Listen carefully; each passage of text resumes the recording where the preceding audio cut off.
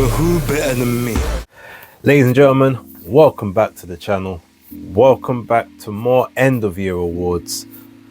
We are at the penultimate award that we're going to be doing for this. Don't forget there will be a live stream which will go over everything else throughout the year, and we'll give out a bunch of more smaller awards, but stuff that I just didn't feel or even have the time to do videos on. However, we're at the penultimate, as I said, and we are at fight of the year for 2024. So this is my list. Feel free to leave yours down in the comments below. Feel free to disagree with me if you don't think I've chosen the right fights, but yeah, ultimately that's where we're going. So without further ado, let's get into the picks. So in at number 5, my 5th fight of the year for 2024 goes to Matteo Tapia versus Endri Cerveda for their absolute war that took place on the undercard of the Tim Tszyu and Bakram Murtazaliev PBC show, which I think was the 19th of October last year. This was just a standard knockdown drag out type of fight. It ended in a majority decision draw. Tapia ended up actually with one of the scorecards, which was crazy. It was a scorecard, I think it was 94-92, and considering the fact he got knocked down 3 times in the fight, it seems like a bit of a weird scorecard. But I remember Tapia got knocked down twice in round 3 and once in round 9, but he managed to drop Cerveda in round 5, and he dropped him in round 5 quite heavily as well. But it was just one of those knockdown drag out fights, both guys basically falling into each other's arms after like sort of round 6, round 7. It was just a dog fight, but it was back and forth entertainment throughout the entire thing. You didn't know if it was going to end. It felt like it could have ended in any moment, but both guys just managed to finally see the final bell.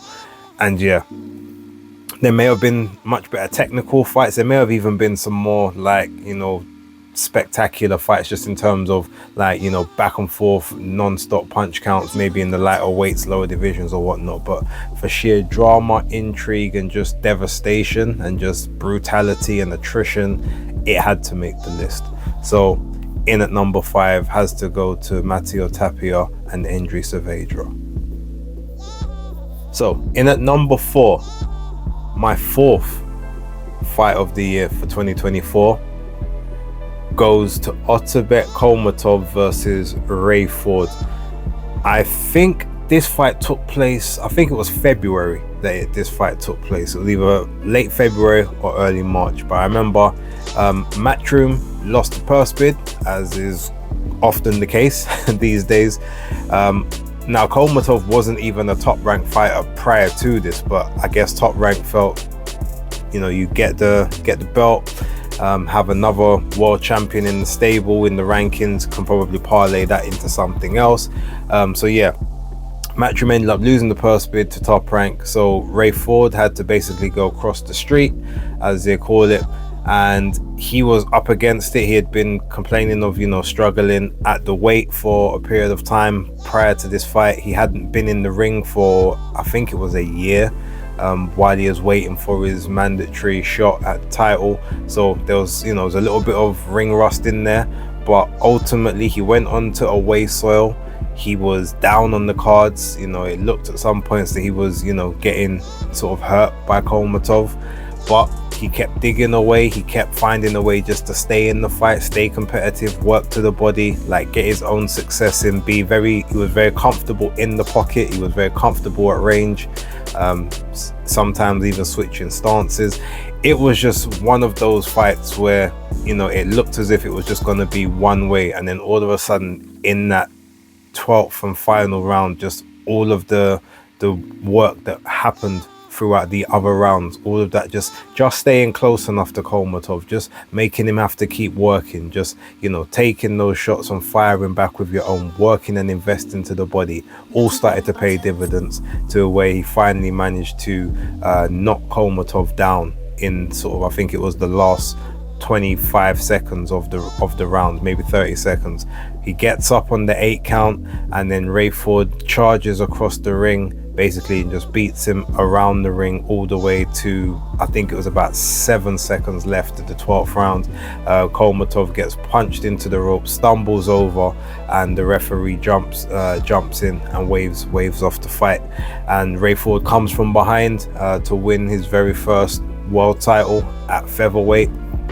Obviously, we know what happened the fight after, which is also another very good fight, where I will forever maintain that he was jobbed on the cards to Nick Ball. But that all being said, it was just like one of those fairy tale fights, fairy tale endings, and just for the sheer drama, tenacity, also, just the entertainment factor of the fight, it had to make my list. So yeah, my number 4 is Otabek Kolmatov versus Ray Savage Ford. Okay, look, in at number 3, my third fight of the year for 2024 goes to Virgil Ortiz Jr. versus Sergey Bohachuk. Look, this was just a fun fight to watch. I remember I was at a friend's birthday party. It was like a house party, and I even overstayed my welcome watching this fight on my phone because I was not getting up to move. I was not trying to leave watching this fight, and yeah, it was just a super fun, entertaining fight from start to finish. Virgil Ortiz got dropped twice. Ironically, in the 2 rounds that he got dropped, I actually thought that he was winning both of those rounds. So even though he got dropped, when I was scoring them, I only scored them as 10-9 rounds to Bohachuk instead of 10-8.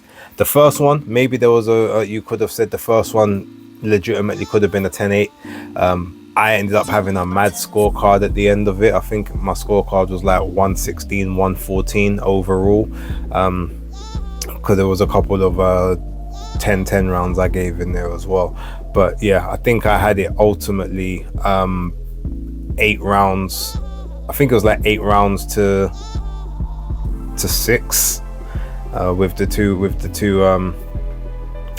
two draw rounds that I think I put in there. I think it was 2. It might have only been 1. I can't quite remember off the top of my head. I'd have to go and look at my scorecard. But yeah, it was just a fun fight to watch, basically. A lot of people felt that Bohachuk should have got the decision. I mean, I can understand that. I've not argued with anyone who believed that Bohachuk won. The only thing I argued was that when I gave my scoring, I think that the rounds that Ortiz got dropped in were rounds that he was actually winning. And I think it was the 8th round is when he got dropped the second time. He actually got up and won the rest of the round for me. So yeah, it was just one of those fun fights. There was a little bit of controversy, but it was just a hellacious fight to watch. It's one of my favorite ones from the year, and it is one that I do go back to every now and again and just watch, just to remember how I felt in that moment, and the even the anger that I incurred, and the wrath for still being in the yard when I wasn't supposed to be. But like I said, I was not leaving until that fight finished. So yeah, number 3 has got to be Virgil Ortiz Jr. versus Sergey Bohachuk. Okay, so we're getting down to the wire now. In at number 2, my second fight of the year for 2024 goes to Lewis Crocker versus Conor Walker. Now, if there's any Americans watching, you may not have seen this fight. It was on DAZN, so there's no reason why you couldn't have. It was afternoon boxing. But yeah, look, for me, I was there in attendance doing some media. I watched the entire fight, and from round 1 to round 10, when it ended, I couldn't take my eyes off the ring. I was watching intently. I was scoring. I was live scoring on Twitter X, as you guys know that I call it. It was just one of the most engrossing fights I've seen in a while, and I think arguably it's the best fight I've personally seen live, like in the arena. I've seen many great fights, but this fight particularly just had everything in terms of, it was just nothing but attrition. And Having said that, the only thing that spoiled this fight for me was the decision. Lewis Crocker getting a unanimous decision, whereas as far as I was concerned, he comprehensively lost the fight. He was outlanded in almost every round, outpunched, outdogged, to a point where when it got to about round 6 or 7, it looked like he was literally just trying to throw his last stand in the fight, like he was about to get taken out in the next round, because Conor Walker was just relentless, carried on, constantly walking forward, wouldn't be denied. And yeah, the only bad thing about the fight to me was the result.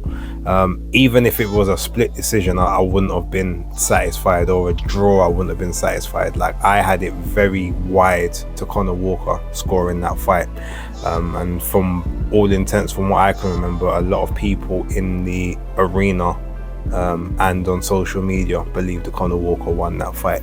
But yeah, in terms of action, it's up there. Honorable mention to another fight, which was Reece Bellotti versus Liam Dillon, which took place earlier on in the year at the Indigo 2 in the O2 Arena. It was a very similar, reminiscent fight like that. That one didn't quite make the list, but yeah, this one was my second fight of the year. To me, it was highly entertaining. If you haven't seen it, you need to watch it. It's truly an amazing fight. So yeah, number 2, Lewis Crocker versus Conor Walker. And in at number 1, I don't think this is going to cause much discussion, much controversy. I think this should be fairly unanimous as far as I'm concerned. But my number 1 fight of the year for 2024 goes to Artur Beterbiev versus Dimitri Bivol for undisputed at light heavyweight. Now, look, there were some other fights that were more entertaining from a slugfest point of view. There were some other fights that maybe had a bit more drama, or a bit more risk, a bit more attrition, like a bit more blood and guts and just war. This fight wasn't a war, but this fight was a tactical battle between two absolute masters of their craft. It was counter for counter. It was adjustment for adjustment. It was punches in bunches at times. It was defensive prowess. It was offensive genius. It was, okay, how do I stop this forward momentum? Okay, I'm now getting a foothold in it. Oops, he's just taking it away from me. Now I'm at the bottom of the hill trying to climb the mountain. Oh, I was at the top. Now I'm actually starting to slide down. It was just such a tactically nuanced fight. I was literally gripped watching it, scoring it live on the watch along as I was doing, just fully engrossed round by round. And there was always that air of, okay, Beterbiev could end this at any moment, but maybe Bivol could throw a shot from an angle that Beterbiev isn't expecting. Oh, maybe Bivol's gonna get the upper hand here. Oh no, Artur's taking it back. It was just one of those fights. It just ebbed and flowed. There was no conclusive winner in that sense. I can't remember how I had it scored. I think I had it scored a draw, or I had it to Bivol by 1 round. I can't quite remember off the top of my head, but I think it was a draw. I think I had it 6 rounds apiece. So I think it ended up being a majority decision victory to Artur Beterbiev, and I couldn't complain. I was like, whoever wins this fight, I've got no issue. And then the first thing you say is I hope we can see it again, because it takes forever for these undisputed fights to happen. And then lo and behold, we're actually getting the fight 4 months later, the rematch. On Beterbiev's schedule, that is highly impressive in this day and age. So yeah, I can't wait for number 2, but number 1 to me was such a tactical masterclass that kept me riveted on the edge of my seat for the entire time. Like, my heart was racing, like the adrenaline was up. And as I said, it wasn't the most knockdown, drag out fight, but it was just so tense and so awe-inspiring of just watching these two tactical masters at play. It never felt boring. It never felt long-winded or laborious or labored. It was just, it was gripping from start to finish. And it's an example of what high-level chess can look like in a boxing ring, and still be very entertaining. So I don't know if you guys would agree. Maybe there will be others. Let me know what you guys think down below in the comments. But for me, number one of 2024 is Better Be versus Bivol, and we go again. With that being said, thank you very much for watching. Don't forget to like, subscribe and share. I will catch you on the knockout of the year video, which will be dropping over the weekend, and I'll catch you on the live after that. But until then, peace.